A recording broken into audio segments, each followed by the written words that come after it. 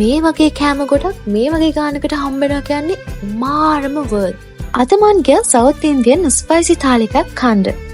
මේක fully veg. ඒ වුණාට මාර රසයි. ෆස්ට් ටයිම් තමයි මම මෙහෙම try කරන්නේ. ඇස් දෙකට හරියම ප්‍රියයි මේ විදියට කෑම ಜಾති ගොඩක් චූටි ඩිෂස් වල පුරවලා තියෙද්දි. මේන්ලි මේකේ ලොකු බත් මුට්ටියක් එක්ක හරියම රස උළුදු වඩේ එකකේ නාන් එකකේ තිබුණා. නාන් එකට නම් මං එච්චර කැමති වුණේ නැහැ. එතකොට සයිඩ් ඩිෂස් ඇවිල්ලා 8ක් තිබුණා. මේකේ සම්බාර්, රසම්, පෝරියල්, ස්පයිසි කරි එක්ක පිකල් තිබ්බා.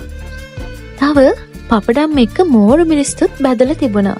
ඩෙසර්ට් එකට ස්වීට් සව්කංජ එකක් එක්ක කිරි වලින් හදපු කෑමකුත් තිබුණා. මම ඒකටත් එච්චර කැමති වුණේ නැහැ.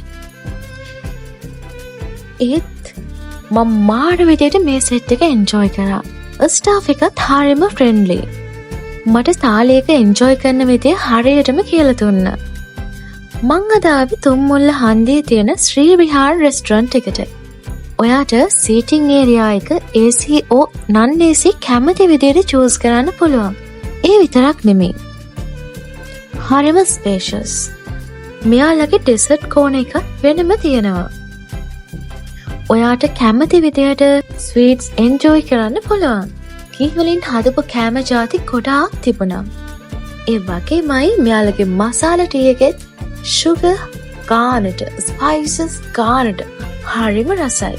කෑම මාරම affordable. සාමාන්‍යයෙන් මේ වගේ කෑම සෙට් එකක් මේ තරම් අඩුවට හම්බ වෙනවා කියන්නේ නම් වා. ඉතින් මං ආයෙ දවසක යන්න ආසාවෙන් ඉන්නවා එයාලගේ තව කෑම ಜಾති try කරන්න.